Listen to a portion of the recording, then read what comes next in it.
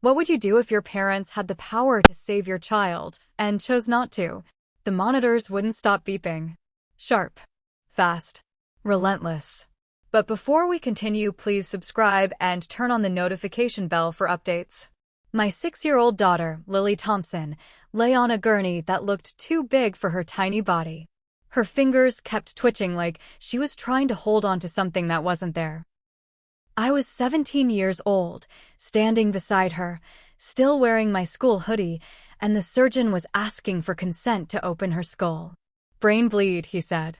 "We don't have much time." His name was Dr. Adrian Reyes. 52. Calm voice. Steady hands. But even he couldn't soften what came next. "We need guardian authorization." And that's when my parents stepped back. David Thompson, 46. My father. Arms crossed. Marion Thompson, 45. My mother. Lips pressed thin. "We're not paying for this," my dad said. "Not paying for this." 2 weeks earlier, they had wired $45,000 for my sister Chloe's honeymoon in Bora Bora. Ocean villas. Private chef. Champagne sunsets. But now, standing in a hospital hallway that smelled like antiseptic and fear, they were suddenly careful with money. Lily's condition wasn't vague. It was a ruptured arteriovenous malformation, a tangled cluster of abnormal blood vessels in her brain. The CT scan showed active bleeding. Dr. Reyes said every 30 minutes increased the risk of permanent damage by nearly 10%. And here's the part that makes it worse. I'm 17. A minor. When I had Lily at 11, my parents insisted on legal guardianship until I turned 18. They controlled the insurance, the paperwork, the medical consent. So when the surgeon looked at me, pen hovering over the form, the nurse gently moved it away. "You can't sign." Lily opened her eyes for a second. Just a second. "Mommy," she whispered. "Am I in trouble?" I didn't cry. I couldn't. Because if I cried, it meant I believed them.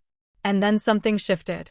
Dr. Reyes glanced down at the surgical schedule again. At Lily's full name. His expression changed. He looked up at my parents and asked slowly, "You're her grandparents?" The hallway went silent. But what he said next would freeze the entire operating room, and no one saw it coming. How does a 17-year-old mother lose the right to save her own child? That's not a philosophical question. It's a legal one. When I was 11 and pregnant, my parents didn't yell. They strategized. They hired a lawyer. They said it was about stability, about protecting Lily's future. The agreement was simple on paper. They would become temporary legal guardians so I could finish school without disruption. Temporary turned into control. They controlled Lily's health insurance under my dad's employer plan. They controlled the bank account where birthday money went. They controlled school forms, medical records, even which pediatrician she saw. I was her mother in every way that required love, but on paper. I was more like an older sister. And now that paper mattered more than anything. Dr. Reyes explained it again, slower this time. The bleed is expanding. We need to relieve the pressure. Without intervention, survival is unlikely. Unlikely. My dad didn't flinch. What are the total costs? Estimated surgical and ICU costs upfront deposit is $32,000. Total could exceed $80,000. My mother's voice was almost clinical. And the survival rate? Approximately 60% with surgery. Near zero without. Near zero. Let that sit for a second. Would you hesitate? Because they did. Instead of signing, my father asked if we could transfer Lily to a public hospital across town. Dr. Reyes didn't sugarcoat it. She may not survive the ambulance ride. The monitors behind us started beeping faster. Higher. I grabbed the consent form anyway. My signature shook, but I signed.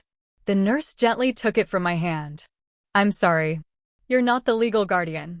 Have you ever felt invisible while standing in the center of the room? My parents stepped aside, whispering. Not quietly enough. This is why we told her not to keep the baby. We are not draining our retirement because she made a mistake. Mistake. Lily's oxygen saturation dipped to 89%. Dr. Reyes stared at the chart again. Not the scan. The name. Lily Rosemary Thompson. He froze. His jaw tightened like he'd just recognized something he wished he hadn't. Then he turned to the charge nurse and said 4 words that shifted the air completely. "Call the ethics board. Now." And suddenly, this wasn't just about money anymore. It was about something none of us understood yet. But what the doctor discovered next would put my parents in a position they never expected, and they were not ready for it. What makes a chief neurosurgeon risk his career for a child who isn't legally his patient to save? Time. That's what we didn't have. Lily's intracranial pressure numbers were climbing. I didn't fully understand the monitor, but I understood the nurse's face. Tight jaw. Quick movements. No small talk. That's how you know it's bad. The ethics consult was on speakerphone within minutes. That alone told me Dr. Reyes wasn't following the usual protocol. These reviews normally take hours, sometimes days.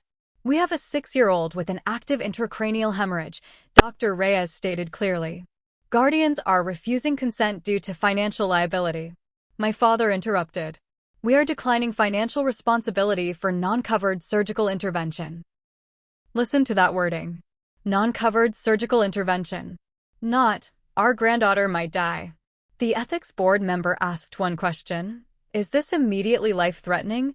"Yes," Dr. Reyes replied. No hesitation. Then under emergency doctrine and EMTALA guidelines, the hospital may proceed if delay would result in significant harm or death. Financial disputes can be addressed later. Addressed later. My mother stiffened. "So we'd still be billed?"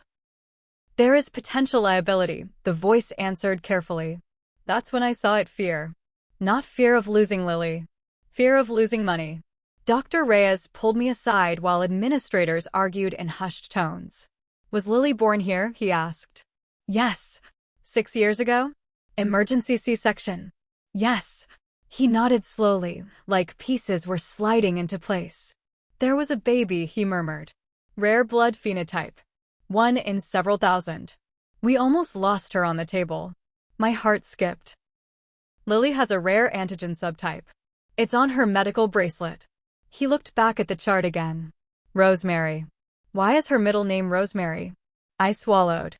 "The nurse who stayed with me during delivery. My parents wouldn't come. She held my hand the whole time." Dr. Reyes went very still. "That nurse was my sister." Silence.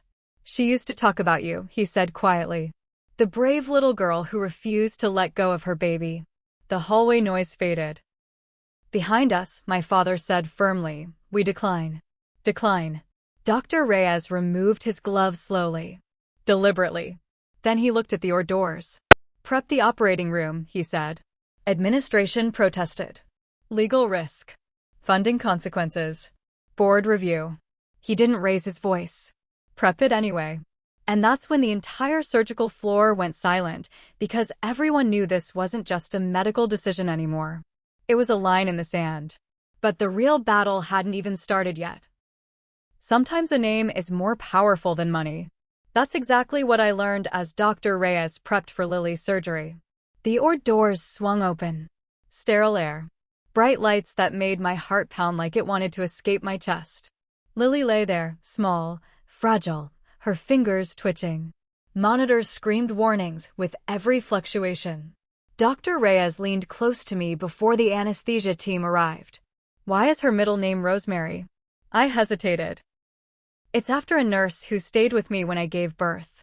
My parents refused to be there. She held my hand the whole time. Helped me not panic." He went pale. I could see it beneath his mask. "That nurse was my sister. She passed 2 years ago. I remember her talking about a brave 11-year-old girl who wouldn't let go of her baby. That was you." I froze. I had no idea. My daughter, the tiny body on the gurney, had unknowingly brought his memory flooding back. His hands trembled slightly as he adjusted instruments. The parents, meanwhile, were still arguing. David's voice sharp, metallic. "We will not authorize this. We are not paying." Marian nodded, cool as ice. "We told her. Consequences." But this time, the consequences were not theirs to control. Dr. Reyes invoked emergency override protocols under EMTALA. He signed a waiver for immediate life-saving surgery. The hospital legal team hesitated, calculating risk, but the monitors behind us were merciless. Delay was no longer an option. I glanced down at Lily. "Mommy, am I still in trouble?" I swallowed hard. "Never." She gave a weak smile. And then the countdown began. Your staff moved with synchronized precision. Lines inserted. Oxygen stabilized. Every beep of the monitor felt like a tiny drum counting down her survival. I dug into my pocket and pulled out my savings. $4,200, painstakingly saved from years of part-time jobs and babysitting. My parents hadn't noticed. I handed it to the hospital clerk. Emergency funds could cover the rest, but I wasn't leaving anything to chance. The surgical team wheeled her into position. Monitors flatlined for a second, and my stomach dropped. Compressions were ready. Every second felt eternal. And then Dr. Reyes looked at me, exhausted but steady. "We begin." The OR doors closed. Behind me, my parents whispered about lawsuits. I didn't hear them. I only heard Lily's tiny chest rise and fall, fragile and fighting. What happened in those next hours would decide everything, and no one in that hospital would ever forget the name on the schedule. The beeping slowed. Steady now. Normal. Lily's tiny chest rose and fell with life, not panic. I didn't realize I'd been holding my breath for hours until Dr. Reyes spoke, exhausted, scrubbed and pale, but his voice calm. "She made it through. Made it through." The words were simple, but they carried everything: relief, disbelief, and a quiet kind of triumph. The surgery had stopped the bleeding. Lily would survive, but the next 48 hours were still critical. Every minute counted. My parents sat frozen, staring at the monitors, their arguments silenced not by fear, but by the truth. Their control had limits.